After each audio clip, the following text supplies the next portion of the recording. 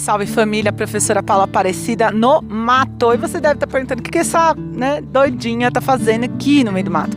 O que eu estou fazendo é mostrando para vocês essa área, esse hospital veterinário de guerra, o hospital que cuida dos animais silvestres. Aqui a Associação Mata Ciliar é uma associação que está há anos cumprindo uma missão, um serviço inclusive público, muitas vezes o próprio Estado paga para a associação para quê? Para cuidar de animais silvestres que foram atropelados, mortos, vítimas, desse processo de tráfico de animais, animais que foram caçados, e a gente vai mostrar esse trabalho e não só.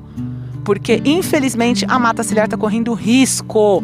Existe aqui uma tentativa, do aeroporto aqui da concessionária, da empresa que é dona do aeroporto aqui da cidade de Jundiaí, de tomar essa área, de expulsar os animais que estão doentes e sendo assim cuidados aqui pela associação. Então presta atenção nesse vídeo, se você se importa com os animais não humanos, se você acha que esse serviço público precisa ser cuidado, que a mãe natureza precisa ser resgatada, vê esse vídeo até o final que você vai entender toda essa história e ver a beleza da recuperação dos animais. Não repara a bagunça não, vou dar uma caminhada aqui, tem muita coisa para ver, muito recinto de animal para observar, mas a gente vai mostrar tudo isso para vocês. E vou pedir uma coisa simples, é importante aqui para esse vídeo chegar em mais gente, você curtir, comentar, compartilhar, se inscrever no canal, tudo isso vai fazer com que esse trabalho, que é tão importante, chegue em mais pessoas. Somos animais também, tamo junto.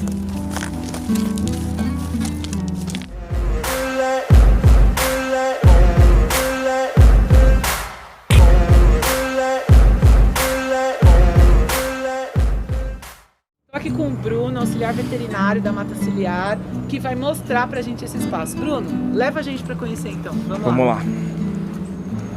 Mostra aí. Que espaço é esse que a gente tá? Bom, aqui é uma área de entrada, basicamente, que é o estacionamento. Ali pra cima a gente vai começar a realmente ver onde tudo acontece, onde os animais são recebidos, o tratamento desses animais. Para onde que eles vão depois de tratados, então tem todo um tour aí que a gente vai conhecer certinho. Além do CRAS, a gente tem um Centro Brasileiro para Conservação de Felinos, então a gente aqui mantém pelo menos um de cada dos 9 felinos que tem aqui no Brasil, a gente vai ver um por um, a gente vai conhecer eles, tá? Infelizmente não são todos animais que podem voltar para a natureza, então a gente acaba mantendo eles e faz pesquisas, reprodução, para dar continuidade nas espécies, que a gente vai conhecer agora. Bora lá então. Vamos lá. Centro dos felinos. A gente mantém os saguis, animais que já foram tratados, chegaram com algum tipo de problema e já estão recuperados, Então eles ficam num local um pouco maior do que o espaço da clínica, E se tiver condições, eles podem voltar para a natureza, E daí desse recinto menor ele vai para o maior ainda. E aí ele pode se desenvolver melhor. E se tiver apto, a gente faz a soltura desse animal. Olha, que bom. Ali é um espaço... Ali a gente está construindo um recinto para os bugios. Esse é um recinto bem bacana aí para receber os bugios. Os bombeiros, eles vêm entregar os animais aqui, Aqui tem alguns exemplos de aves que foram pegas de tráfico, que são bem comuns, a gente receber esse tipo de animal aqui. Tem alguns trinca-ferros, bem-te-vi, galo da Campina, Então são aves que chamam muita atenção, então o pessoal acaba pegando no tráfico. E isso é uma coisa muito ruim, porque o pessoal eles não tem o mínimo de consideração com o animal, então eles pegam, colocam em tubos de PVC centenas de animais, e pelo menos 10% desses animais acabam sobrevivendo somente. Então é uma coisa muito triste. Olha, ali é o que? Um berçário? Essa aqui é a maternidade. A gente não vai poder entrar lá dentro por conta de segurança dos animais mesmo, para não estressar os animais, mas a gente consegue ver pela janela alguns filhotes, A gente está na época de maritaca, então a gente tem muitos filhotes de maritaca atualmente. vocês podem ver. Aqueles ali são sabis. Então aqui geralmente eles recebem um atendimento um pouco mais... recebem bastante atenção, né, por serem filhotes. Então geralmente de 1 em 1 hora, 2 em 2 horas os animais são alimentados, né? Animais que têm hábitos noturnos, a gente tem que fazer uma escala para cuidar de noite também. Então é um cuidado bem intensivo mesmo. Aqui a gente tem a clínica.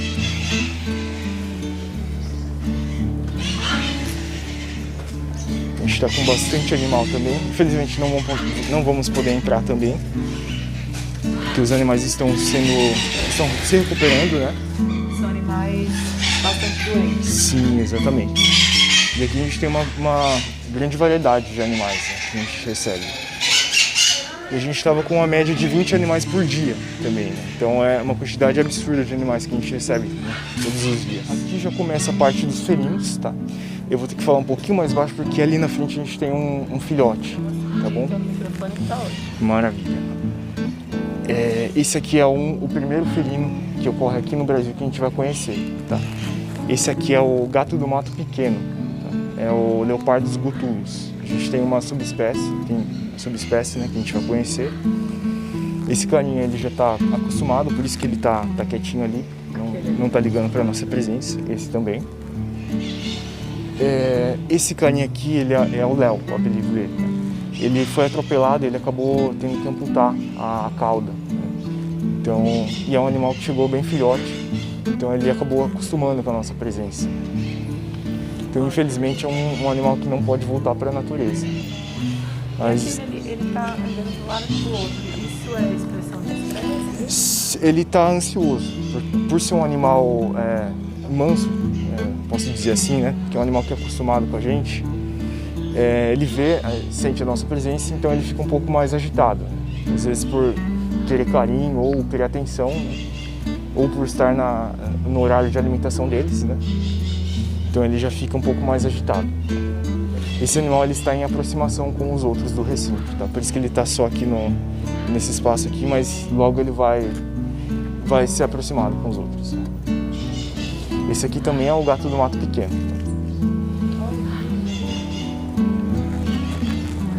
E geralmente a gente mantém eles em casais, né? Exatamente por conta da reprodução mesmo desses animais. Porque assim, eles podem não conseguir voltar para a natureza, mas os filhotes deles têm muita chance, né, de voltar para a natureza. Esse aqui é o segundo gato, que é o gato palheiro, que é o segundo gato que ocorre aqui no Brasil.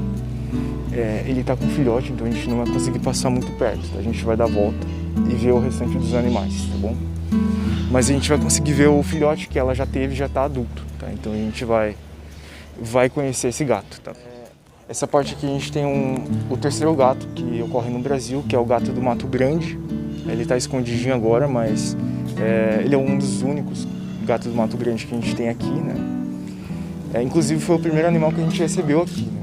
Ele é bem velhinho já, mas ele está super saudável, né? Ele se vira super bem. Ele não pode voltar para a natureza, ele não tem essa capacidade. Na verdade, não, porque ele é um animal que está acostumado com a gente, né?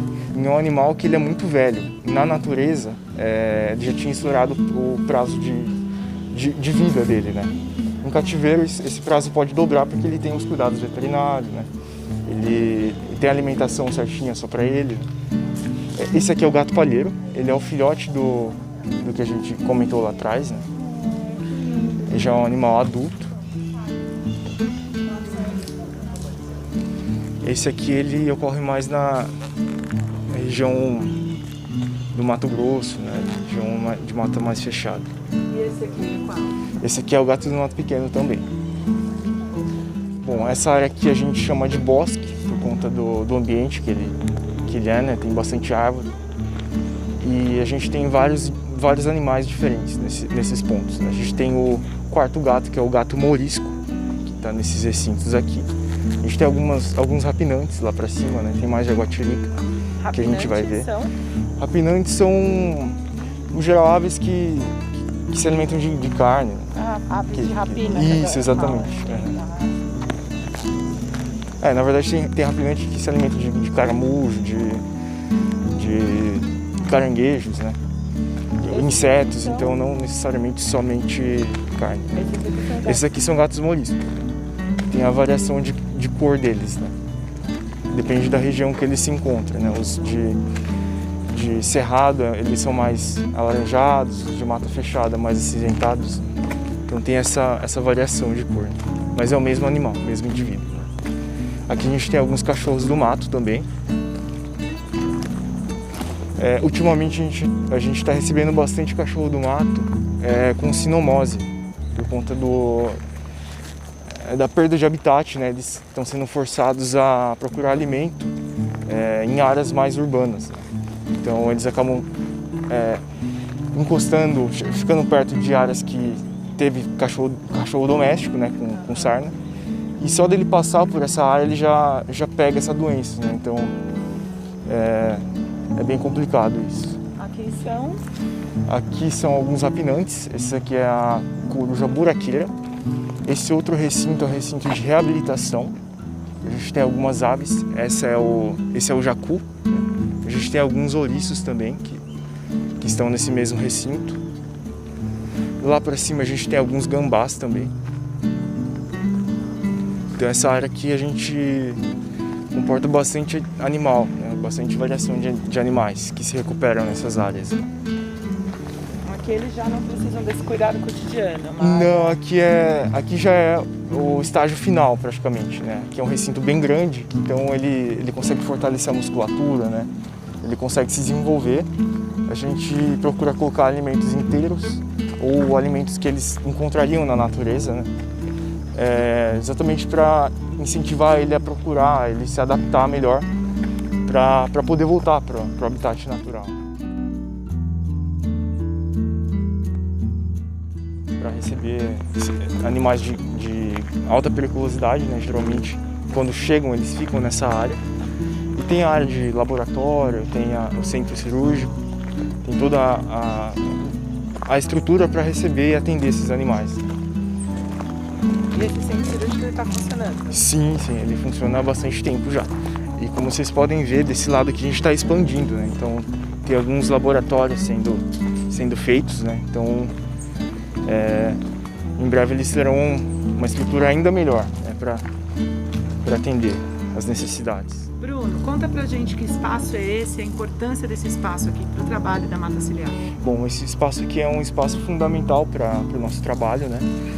Aqui é o centro cirúrgico, então quando os animais chegam em estado muito grave ou necessitam de cirurgia, é nesse espaço que a gente atende esses animais, né? Então ali tem a sala de cirurgia, essa sala do meio é a sala de preparo, certo? A sala ao lado, em breve será uma sala de imagens, então raio-x, ultrassom. E a última sala é a sala a UTI, né? Então os animais ficam internados nessa sala. Entendi. A gente está aqui evitando mostrar as imagens, tem um macaquinho aqui, tem, né, uma outra ave ali com o bracinho machucado, para também poder mostrar esse vídeo para vocês. A gente sabe que as redes sociais às vezes proíbem esse tipo de imagem.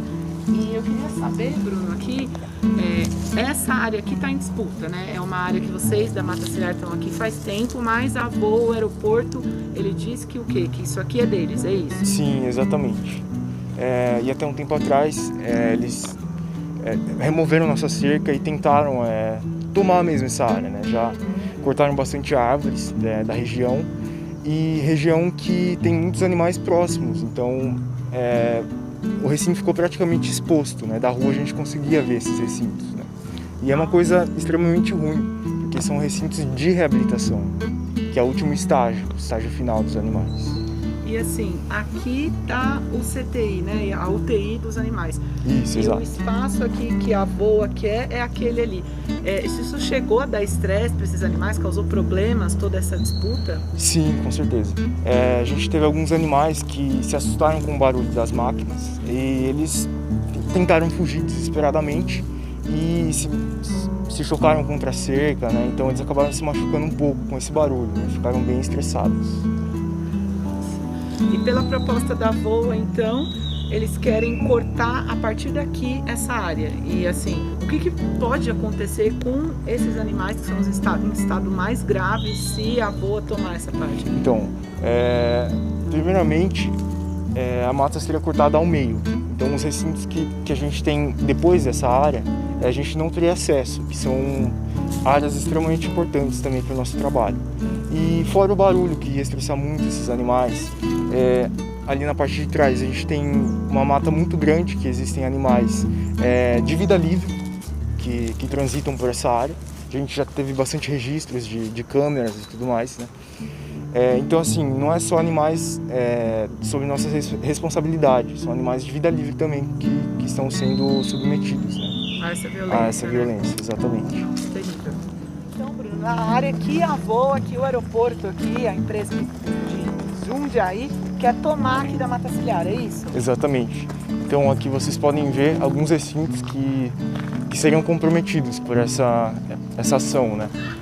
E recintos que são de reabilitação, então são animais que em breve voltariam para a natureza. Essa é uma pegada de veado catingueiro, um animal que vive nessa região, um animal de vida livre, que estaria sendo ameaçado com essa disputa da voa, né?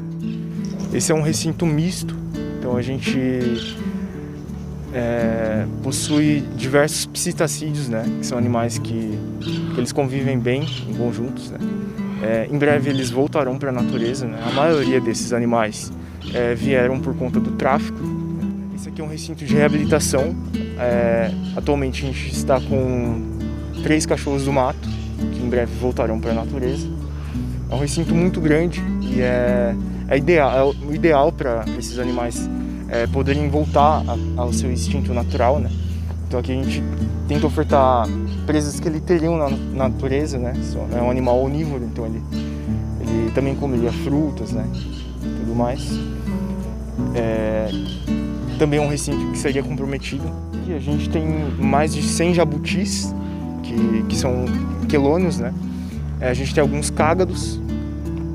Esses 2 carinhas aqui são os emus, né?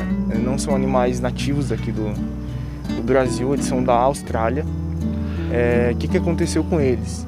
Eles foram abandonados e eles acabaram fugindo desse local que eles estavam, né? Então eles foram encontrados na avenida de Itatiba. Então a gente recebeu o chamado para fazer o resgate desse animal e agora ele vai ficar sob nossos cuidados. Fala pra gente, Bruno, onde a gente está? Esse aqui é um recinto de reabilitação de onça parda, mas inicialmente a gente já reabilitou outros animais também. Um exemplo é o Felipe, uma onça pintada, que a gente recuperou esse animal e conseguiu devolver para a natureza. Diversos lobos guarás também, a gente já conseguiu fazer esse trabalho, cachorro do mato também. E atualmente a gente está trabalhando com onça parda nesse recinto. É um recinto bem grande, tem aproximadamente 3.000 metros quadrados. E tem toda uma vegetação, uma ambientação adequada, tem câmeras em todos os pontos do recinto, exatamente para a gente monitorar o desempenho desse animal, se ele está caçando, se ele vai estar apto a voltar para a natureza. Porque não é somente o animal não está mais ferido, solta na natureza. A gente tem que ver se esse animal ele tem condições de sobreviver sozinho.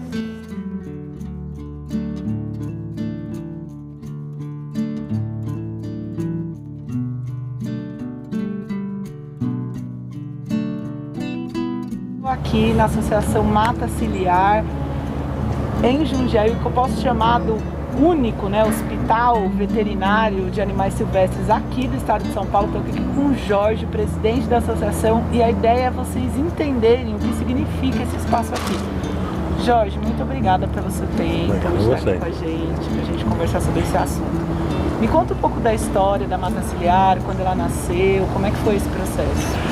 Bom, a Mata Ciliar, ela nasceu em 87, né? 1987, num encontro ocorrido no Vale do Paraíba para uma discussão, né, naquele tempo, sobre as questões relativas à água.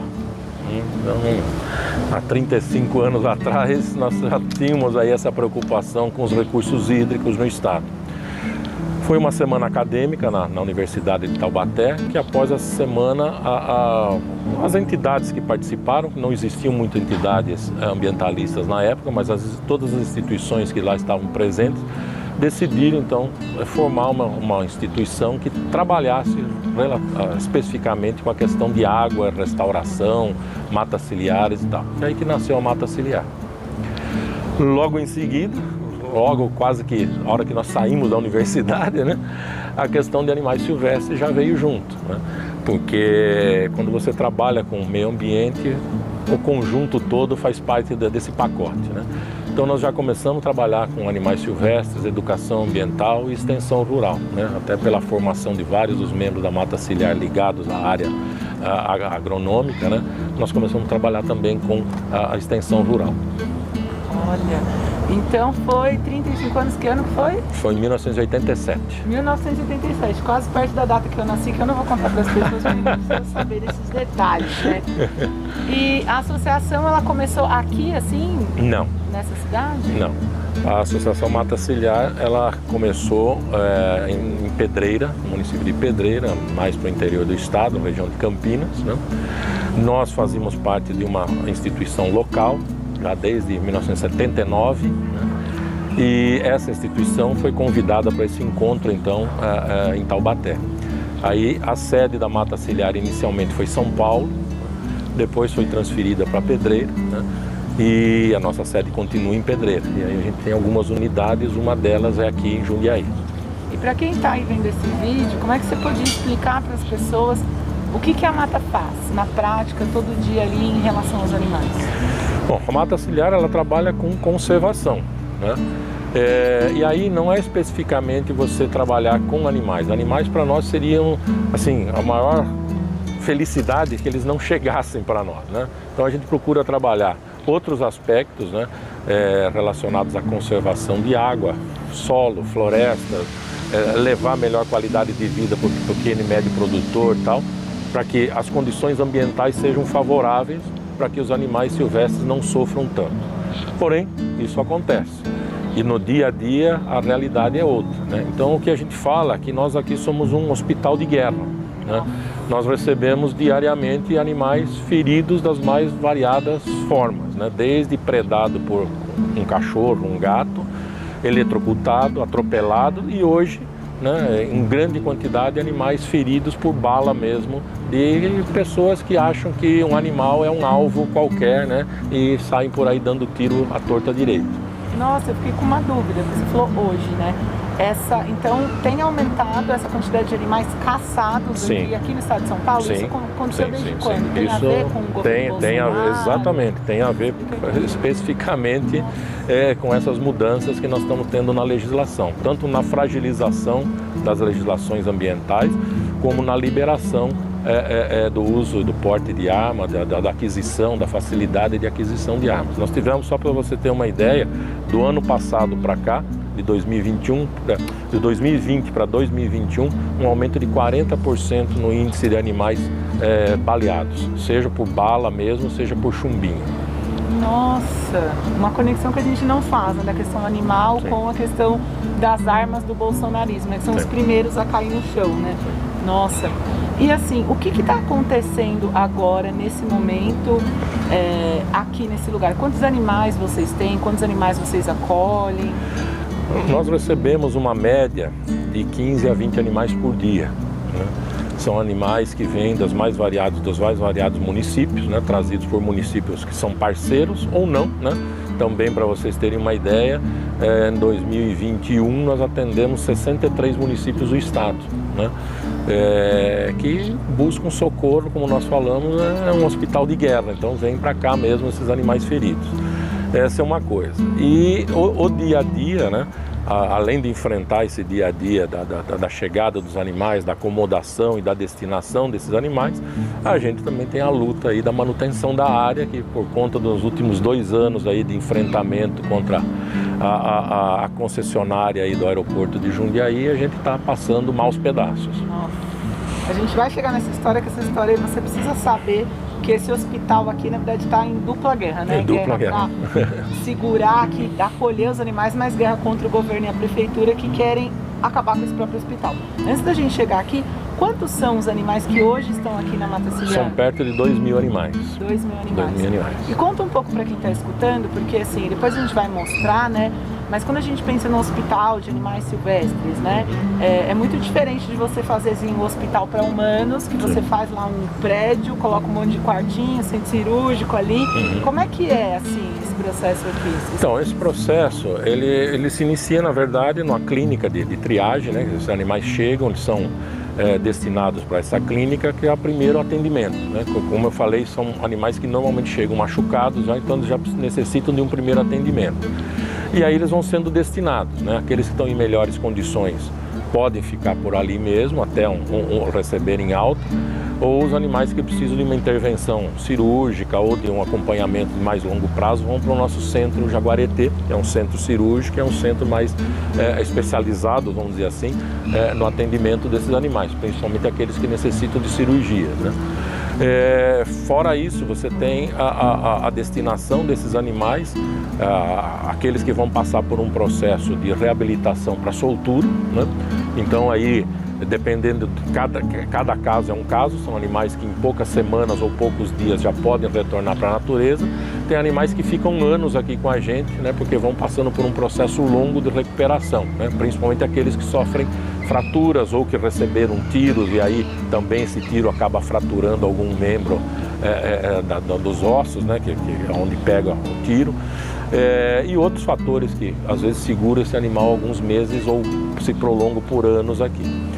Após esse período, você tem então um período de recuperação, você tem um período de reabilitação mesmo, né? É onde esse animal vai reaprender, vamos dizer assim, a se tornar novamente um animal silvestre, né? Ele vai realçar novamente os seus instintos selvagens, né? Os seus instintos naturais.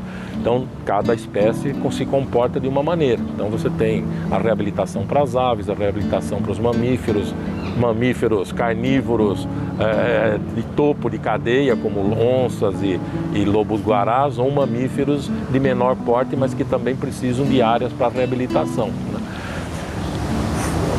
Alguns animais não retornam mais para a natureza, né? Então, infelizmente, nós temos muitos animais que ficam aqui, são animais que têm sequelas sérias, né? Perderam uma asa, perderam uma pata, tem algum problema neurológico que não necessitam um acompanhamento constante, né? Esses animais, eles permanecem com a gente ou são destinados para alguma outra instituição similar a nós. No entendimento que nós temos que são animais que têm uma importância, primeiro, genética muito importante, são animais que perdeu uma pata, perdeu uma asa, mas ainda pode se reproduzir, né? Mas fundamentalmente tem uma importância educacional muito grande, né? Porque é um exemplo claro, vivo ali, para as pessoas entenderem o mal que nós estamos fazendo para esses animais todos, né? Nossa. E quais são os maiores animais, assim, para as pessoas, né, terem dimensão de quais são os maiores animais que vocês têm por aqui? Você pode dar um exemplo? Bom, nós já recebemos de leão a pinguim. Nossa. Né? Hoje os maiores que nós temos aqui são as onças pintadas, né? E os lobos-guará. Mas como eu falei, aqui chega de tudo. Então nós já tivemos vários leões, né? Já tivemos pinguim, né? E tivemos até insetos que chegam aqui de contrabando, né? Pego aí nas agências de correio, né? E chegam para nós, barata da Amazônia, chegam para nós besouro da África, chegam alguns animais também completamente estranhos à nossa fauna aqui, né? Não, mas em termos de tamanho chega nessa dimensão. O top de guerra mesmo. Exatamente. Isso é interessante. Existe uma guerra, né, desse sistema, dessa sociedade que visa o lucro, que objetifica, mercantiliza tudo, contra os animais não humanos. Contra os humanos também, né, porque a gente tem muita desigualdade social, pobreza, mas também contra os animais não humanos, né? Como é que você vê... a gente falou de tiro, né, de caçada dos animais, e aí você trouxe agora essa discussão do tráfico de animais. Uhum. Você pode dar um exemplo, explicar um pouco melhor, porque as pessoas não têm muito contato, né, com essa situação. Então, você tem, como você falou, essa questão dos valores, né, Mas você tem uma coisa que eu acho que é pior do que até a pessoa ter condições financeiras e comprar, que é o exibicionismo, né? É aquela pessoa que quer se mostrar, né? Então quer ter uma cobra enrolada no pescoço, quer andar com uma aranha pendurada no cabelo, é o exibicionismo puro e simples, né? Isso causa um mal terrível, né? Porque você tira esses animais da natureza, quebra o ciclo ecológico desses animais, o ciclo biológico deles, né, do desenvolvimento natural. De cada 10 animais que são retirados da natureza, 9 morrem, só um chega na ponta da linha, né, desse mercado terrível. Então é uma coisa muito, muito complicada. E você tem assim todo tipo de maldade que é praticada além de tudo, né? Por exemplo, nós já recebemos animais aqui, um sagui, por exemplo, que é um macaquinho pequenininho, totalmente tatuado, né? E com um piercing para todo lado. O bicho, ele tava uma bola de futebol, de inchado, de inflamado, né? De toda a inflamação que ele tava por conta das reações do organismo que ele teve. Obviamente ele morreu, né?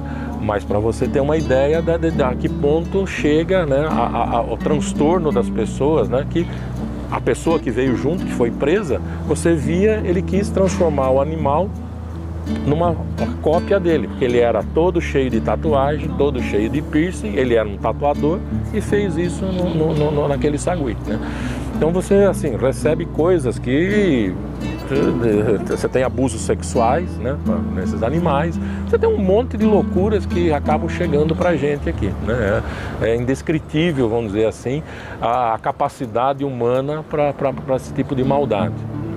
Nossa, eu acho que assim, você tem uma experiência que é muito importante para pensar sobre o problema, né? Porque você enxerga ele, você vê ele todo dia.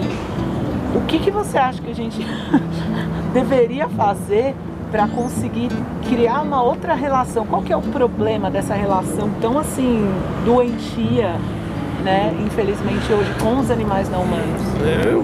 A gente acredita, né, nas discussões que nós temos aqui, não só entre o grupo interno, mas as pessoas até que trazem os animais, as instituições que fazem a fiscalização, né? Você tem muito essa coisa da coisificação do animal. O animal não é considerado, até na legislação, né? Você tem essa fragilidade. Ele é um bem qualquer, né? Então ele pode ser adquirido.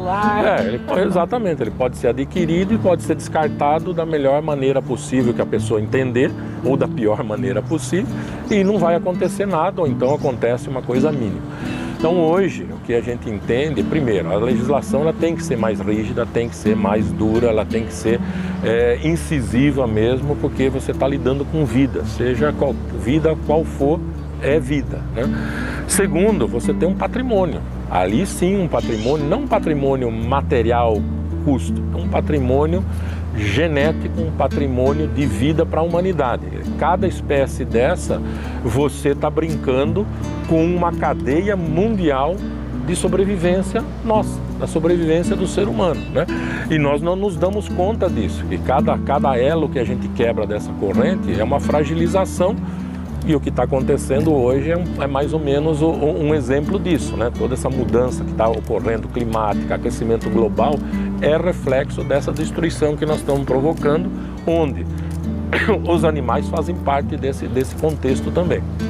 Então, assim, enquanto as pessoas não entenderem, e aí passa por um processo de conscientização, não vou falar nem educação, que a educação é uma outra coisa, mas de conscientização e de sensibilização de todas as pessoas, de todas as idades, de que um animal, seja ele qual for, ele tem um papel a cumprir. Um animal doméstico, que a gente chama de animal doméstico, ele já tem uma característica adquirida ao longo de milênios, né, de aproximação com o ser humano para conviver com a gente. Nem isso nós fazemos direito, porque a gente pega um cachorro, pega um gato e abandona na primeira esquina. Um animal silvestre, ele não é para cumprir esse papel. Ele tem um papel extremamente importante no contexto da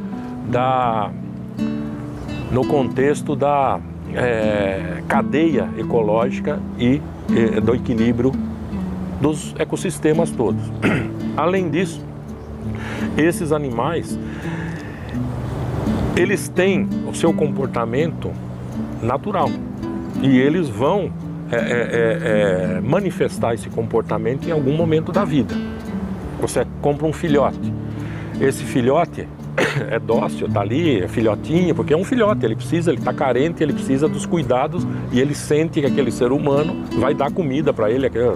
Só que quando ele começa a crescer e manifestar as suas características de jovem ou de adulto, ele pode se tornar agressivo, né? E aí ele morde, ele arranha, e aí ele já não serve mais para aquela família, a pessoa joga fora ou mata, ou sei lá o que ele faz.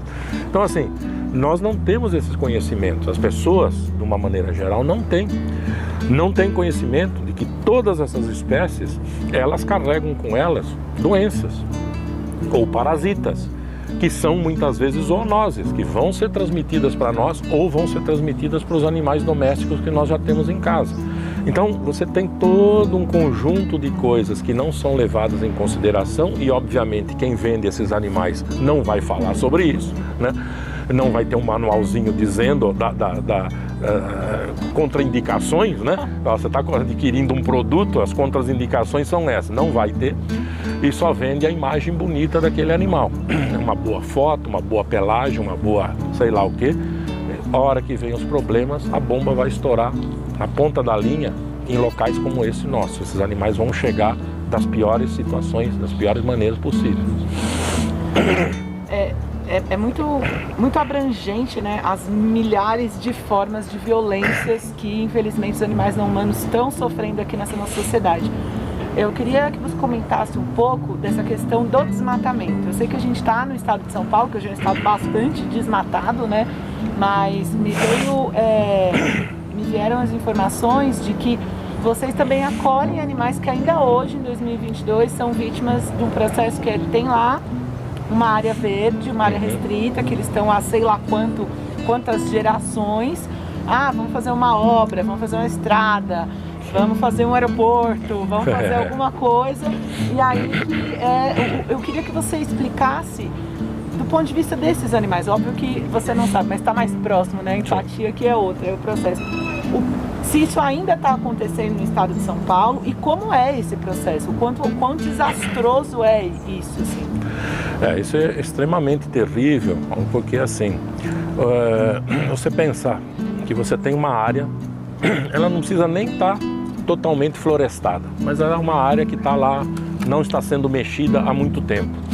Você tem uma população nativa ali que está, entre aspas,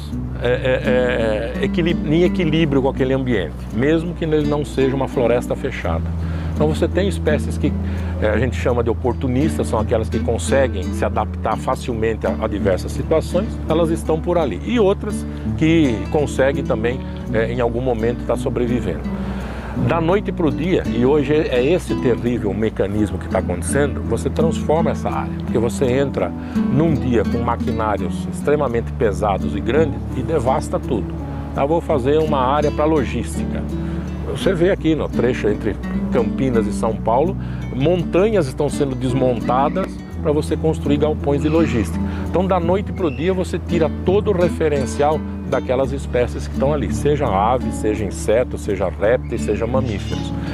Esses animais, que se eles passassem por um processo de degradação, como ao longo dos anos foram ocorrendo, né? Você desmata, planta, vai devagarinho, mas vai desmatando, eles vão se adaptando, né? Aqueles que não morrem de imediato, eles acabam procurando outros territórios, tem problema de disputa de território e tudo mais, mas eles vão se adaptando e vão se acomodando, porque foi num processo relativamente lento. Quando esse processo ele é rápido, extremamente rápido e violento como esse, os animais ficam completamente desnorteados. E aí você começa a encontrar animal pela estrada, você começa a encontrar animal dentro de condomínio, você vê o animal pular dentro da sua casa, e você fala, mas nunca vi uma onça aqui. Ela sempre esteve aí, só que de repente, em uma semana, ela perdeu o lugar onde ela vivia, ela está procurando onde se proteger, se alimentar e tudo mais. Então é isso que nós estamos vivendo hoje no estado de São Paulo. O desmatamento em algumas regiões ele continua, né? Pior do que isso, nós temos as queimadas, né, que são terríveis e devastaram o estado de São Paulo nos últimos 2 anos, foram devastações terríveis, inclusive aqui na Serra do Japi, nós perdemos mais de 1 milhão de metros quadrados aqui na Serra do Japi. E você tem essa questão também hoje das ocupações, né, para grandes empreendimentos que fazem assim uma terra arrasada literalmente da noite para o dia. E esses animais, a gente vai entrar, né, na discussão desse espaço. Agora, nesse momento, né, a mata ela está em perigo. Eu queria que você explicasse esse perigo. Como ele disse, são mais de 2.000 animais aqui e está em perigo. Qual que é o perigo? O perigo é nós temos que sair dessa área, né? Nós estamos aqui vivendo um vai e vem já há 3 anos, né? Praticamente 3 anos. Isso se iniciou quando nós recebemos uma notícia que o Estado iria leiloar essa área, né? E aí essa caiu como uma bomba na gente aqui. Nós fomos atrás dessas informações, buscamos vocês e até outros deputados também e outras instituições que pudessem nos abrir, né, caminhos aí para a gente entender o que estava acontecendo. Conseguimos, num primeiro momento, segurar esse leilão, né, graças ao entendimento de algumas pessoas do próprio governo do estado que se sensibilizaram, realmente não conheciam o nosso caso, isso não havia sido levado lá por má fé de outros, né. Esse primeiro momento nós conseguimos reverter. Mas logo em seguida nós tivemos uma outra surpresa, né? Nós tivemos uma surpresa da concessionária do aeroporto de Jundiaí, requisitando aí uma área de 10%, mais ou menos equivalente a 10% da área que nós ocupamos aqui, com uma questão, né? Simplesmente essa área, apesar de parecer ser pequena, ela secciona a nossa área aqui em 2, o que inviabilizaria não só o trabalho que nós fazemos, mas inviabilizaria o trânsito de animais silvestres que existem aqui, porque além dos animais que nós temos em cativeiro, né, animais que estão sob tratamento, nós temos uma série de animais que vêm da própria Serra do Japi, porque nós estamos aqui num corredor da Serra do Japi, né? Dentro dessa área nós temos um curso d'água que nasce na Serra do Japi, deságua no Rio Jundiaí, e uma mata ciliar que ao longo desses 30 anos que nós estamos aqui, nós fomos recuperando. Então isso formou um corredor biológico aqui, uma ilha de diversidade, vamos dizer, que nós temos dezenas de espécies, inclusive registradas por vários estudos, tanto de mamíferos como de aves e répteis e tudo mais. Então tudo isso está, né, ameaçado por essa intenção que existe de se fazer. Aí tem 1001 propostas que já foram colocadas tanto na imprensa como na mesa, né, nas conversas, né, desde um eco-hotel até a área de logística, passando por hospital, passando por uma série de propostas das mais malucas possíveis, né, sem levar em consideração o que existe aqui. E agora, nesse momento, o governo está querendo retirar vocês daqui, sim, isso? Sim. Agora, o que pé a situação está? Primeiro, você tem um lado jurídico aí, né? Tem um processo que está correndo por conta de uma ação que a VOA impetrou há tempos atrás, pedindo, a concessionária, exatamente, pedindo para a justiça que nós fôssemos tirados daqui em 48 horas, né? Então, obviamente, houve um recurso, nós temos um grupo grande de advogados voluntários que estão dando uma cobertura para a gente, e esse pessoal conseguiu segurar esse processo. Esse processo foi para o Tribunal de Justiça, né? Não foi julgado até agora, mas está nesse pé em termos judiciais. Em termos práticos, né, a prefeitura do município está tentando intermediar uma solução, vamos dizer assim, né, encontrar uma solução dentro de um contexto um pouco difícil, que a gente entende, né, que primeiro é um local apropriado que consiga receber a estrutura que nós temos. Essa é uma primeira dificuldade. Segundo, o custo disso, né? E, obviamente, quem vai arcar com esse custo, né? E terceiro, o tempo que isso vai demandar, né? Porque não é uma estrutura que você, como nós já discutimos com eles, né? Não é uma estrutura que você pega tudo, coloca na caçamba de um carro e muda de rua, né? É uma estrutura que demanda estudos, é uma estrutura que demanda construções adequadas, é uma estrutura que demanda, quando você transferir algum animal, toda uma adaptação desse animal para essa nova estrutura. Certamente vai ter perdas de animais, porque não vão estar acostumados com aquela nova estrutura, né? Você tem todo um estresse. Estacionamento, é isso? A gente não sabe para que é, né? Porque já foi falado de tudo aqui, como eu falei, né? Não, o processo da VOA, teoricamente, aqui seria uma área de estacionamento. De estacionamento, eles já puseram no processo que seria um hospital, já seria um clube para os aviadores que pousam aí no aeroporto, para ter uma área para se divertir, né?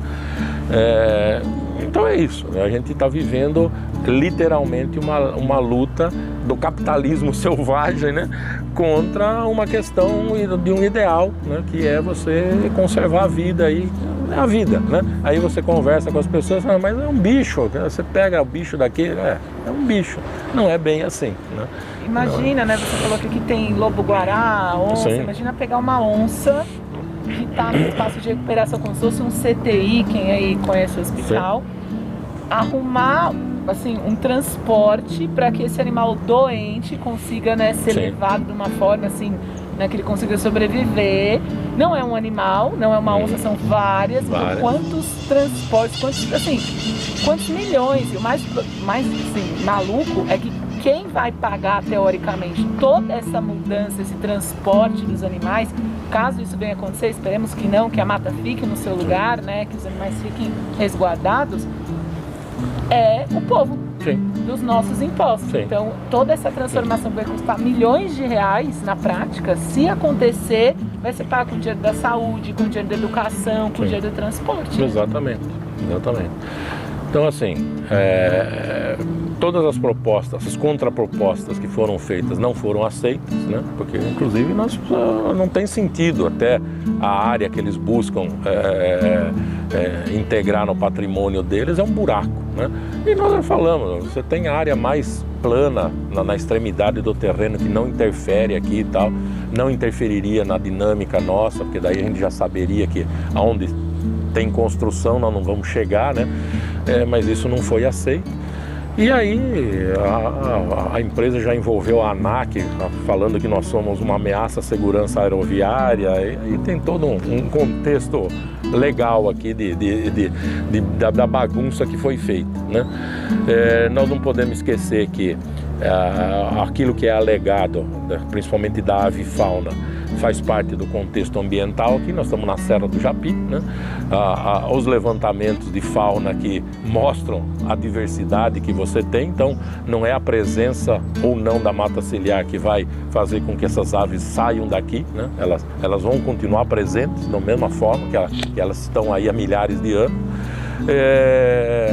E dentro de um contexto que você poderia minimizar, até se fosse isso, né, com ações do próprio aeroporto, que não faz, né? O controle de avifauna ou de animais silvestres não é feito pelo aeroporto, né? Não tem uma equipe lá que fica monitorando isso, ou como você vê em outros aeroportos, aquele trabalho de afugentamento, vamos dizer assim, através da falcoaria ou outros métodos que possam ser utilizados. Então, assim, a culpa é a mata ciliar. Então, vamos tirar a mata ciliar daqui, né?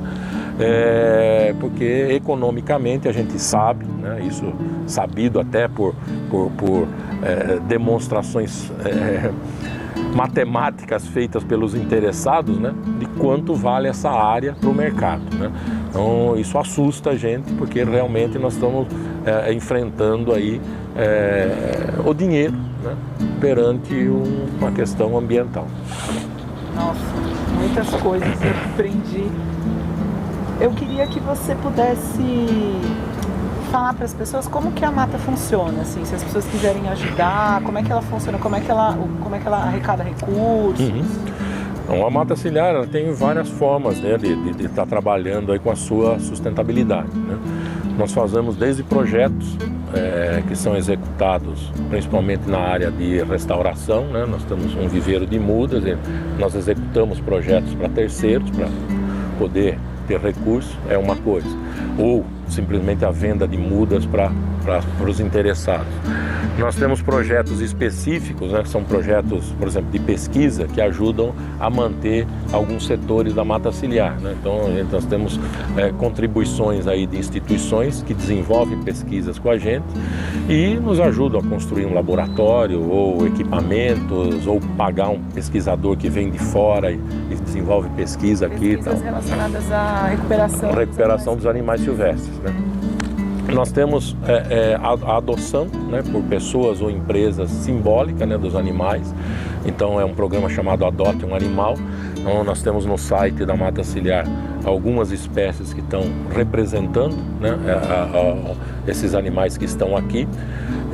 E aí as pessoas escolhem, quero adotar a arara que você viu aqui, a Bá, né? Então ela está representando as araras que nós temos aqui. Um bugio que representa os bugios que nós temos aqui, um gato do mato e tudo mais. Então a pessoa escolhe aquela espécie e faz a adoção que ela quer. Existe uma adoção pelas empresas, né? Então as empresas que querem ser guardiões da mata, elas têm uma forma de nos ajudar nesse trabalho também.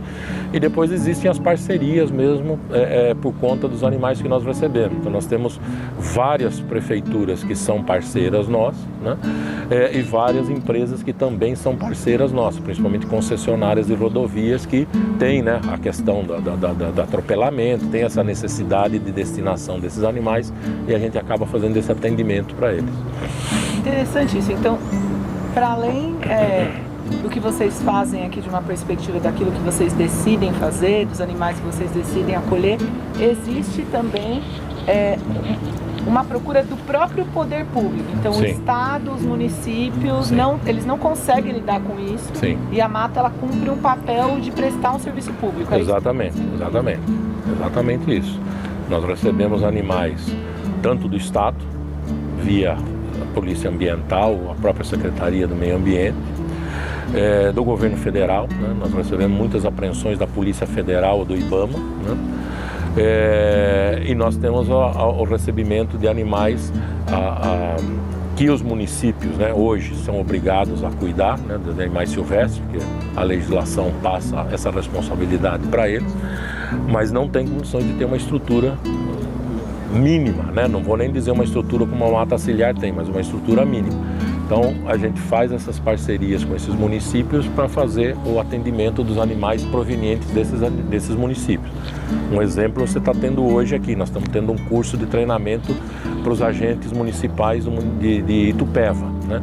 Que são as pessoas que num primeiro momento fazem o contato com os animais e o resgate. Então tem o pessoal da Defesa Civil, da Guarda Municipal, da Secretaria Municipal de Meio Ambiente. Então a gente, em contrapartida com esses municípios parceiros, nós fazemos 2 treinamentos por ano para esse pessoal, né? Além de outras atividades de contrapartida, mas principalmente essa, para minimizar, né, o atendimento ou o sofrimento daquele animal, para ele chegar bem aqui. Pelo menos ele é bem capturado, bem resgatado e consegue chegar em melhores condições aqui para a gente. Jorge, eu queria que você pudesse conversar com as pessoas, mandar um recado para elas, porque ao mesmo tempo vocês fazem um trabalho que também pode, né, ter a contribuição financeira de quem está aí, só que esse trabalho está em risco. Então você, como presidente, para a gente encerrar um pouco esse papo, conversa, acho que fala diretamente com as pessoas, né? Como que elas podem ajudar a manter esse trabalho, a florescer esse trabalho e cuidar da natureza dos animais? Bom, acho que primeiro, começando por agradecer essas mesmas pessoas, né? Porque assim, todos os momentos que nós precisamos de uma mobilização popular, né? Nós tivemos esse retorno, né? As pessoas se mobilizaram, as pessoas se sensibilizaram com a causa e com as questões que são colocadas aqui para a gente e participaram efetivamente dessas ações. Depois, eu acho que nós estamos num ano eleitoral. né? Eu acho que é importante que as pessoas tenham, né, consciência de que a nossa qualidade de vida depende da escolha que nós fazemos. E aí nós vamos ter um cardápio meio salgado aí para estar escolhendo, né? E nós temos que olhar bem pessoas como você, como outras pessoas que estiveram junto com a gente, estão junto com a gente nessa luta, tem que ser valorizado e tem que ser vista aí realmente como um grande apoio, um grande representante da população. Mas mais do que isso, talvez, é as pessoas entenderem que elas fazem parte desse processo. Cada vez que uma pessoa adquire um animal silvestre, mesmo que ela fale, não, mas eu comprei, tem nota fiscal, é legal, tudo, isso não é legal, né? Porque, na realidade, para cada animal, vamos dizer, que você compra legalmente, nós temos mais de 100 circulando aí ilegalmente. Porque aquele que você compra legalmente, ele vai ter um valor que a grande maioria da população não tem condições de pagar. E aí ela vai buscar no mercado paralelo, né, esses animais que são retirados da natureza. Mesmo esses que são comercializados legalmente, né, muitas vezes, isso está comprovado aí pela imprensa e pelos órgãos oficiais, você tem a falsificação, né, de documentos, né? Então você está pensando que está comprando um animal legal e na verdade ele é um animal esquentado, vamos dizer assim, né, através de uma nota fiscal fria ou de qualquer outro mecanismo aí que se utiliza para aplicar um golpe naquele consumidor. Então, assim, seja consciente, né? As pessoas precisam entender que qualquer que seja o animal, seja doméstico, seja silvestre, ele não é um objeto, né? E ele vai, assim, não só sofrer, mas trazer uma série de outros problemas, de outras questões para a nossa vida. Principalmente a ameaça que nós estamos vivendo hoje de nós mesmos nos extinguirmos, né? Porque nós estamos quebrando todas as cadeias, desde a abelha polinizadora até um grande mamífero ou uma ave, até o ar que nós estamos respirando. Então nós estamos num momento crucial, né? É um momento de mudança. Nós tivemos 2 anos aí praticamente paralisados por uma pandemia que até hoje está se discutindo se é ocasionada também por uma questão ecológica, né? Que veio proveniente aí de algum animal silvestre consumido indevidamente ou não, né? Essa é uma discussão que se tem, mas mesmo que não seja, você tem uma série de outros problemas que estão sendo colocados na mesa cada vez que nós derrubamos uma árvore. Um ambiente que você destrói, você está abrindo as portas para bactérias e vírus infinitamente numerosos que nós não conhecemos ainda, né? E aquele vigilante, que é o animal silvestre, né, ele desaparece antes e aí nós não temos a nossa defesa, né? Um exemplo é a febre amarela, né, que dizimou aí os bugios no sudeste todo, mas principalmente no estado de São Paulo, vitimados pela mesma febre amarela que nos afeta, mas que sinalizou que estava ocorrendo um surto de febre amarela. Então, eles, entre aspas, se sacrificaram, né, para que a gente tomasse providências e fizesse uma grande campanha de vacinação contra a febre amarela e tudo mais, né? Infelizmente, mais uma vez, esses animais não foram entendidos, né? E acabaram sendo mortos, apedrejados, como se eles fossem os transmissores da febre amarela. Então chegaram muitos animais nesses casos aqui também para a gente. Então é assim, eu acho que a mensagem é: vamos ter consciência e vamos olhar para nós, né, através de um espelho que são os animais silvestres que convivem com a gente aí de alguma maneira. É isso, agradeço. Legal. Aprendi muito, você aprendeu também. É nóis.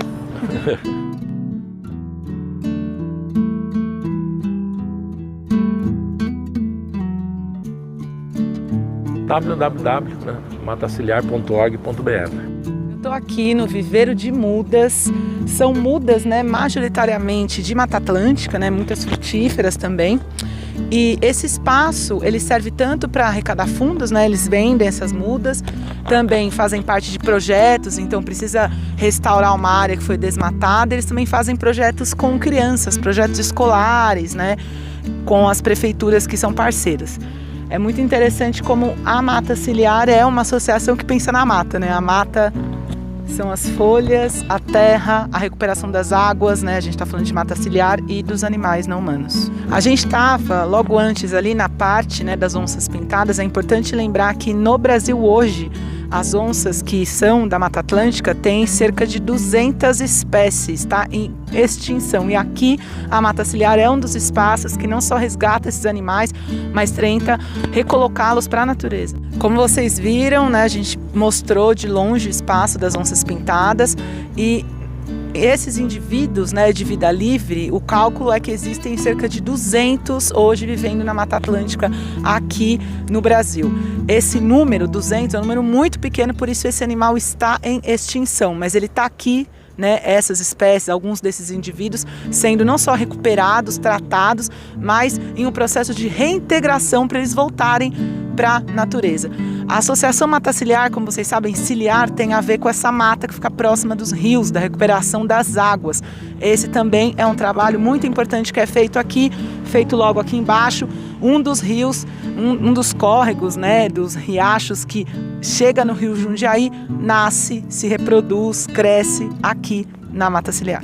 É isso, gente. A gente fez esse tour na realidade da salvação aqui, quem tá com a mão na massa, salvando a gente do apocalipse, né, ambiental, é a Associação Mata Ciliar. A nossa ideia é mostrar esse tipo de trabalho para todo mundo.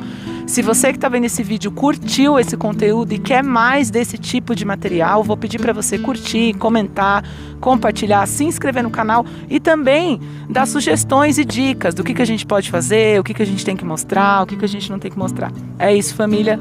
Tamo junto. E por último, também siga as redes sociais da Mata Ciliar, a Associação Mata Ciliar tá no Facebook, Facebook, Instagram e o site deles, que se você quiser doar, ajudar de alguma forma, ser voluntário, é só preencher aí o cadastro. É nóis!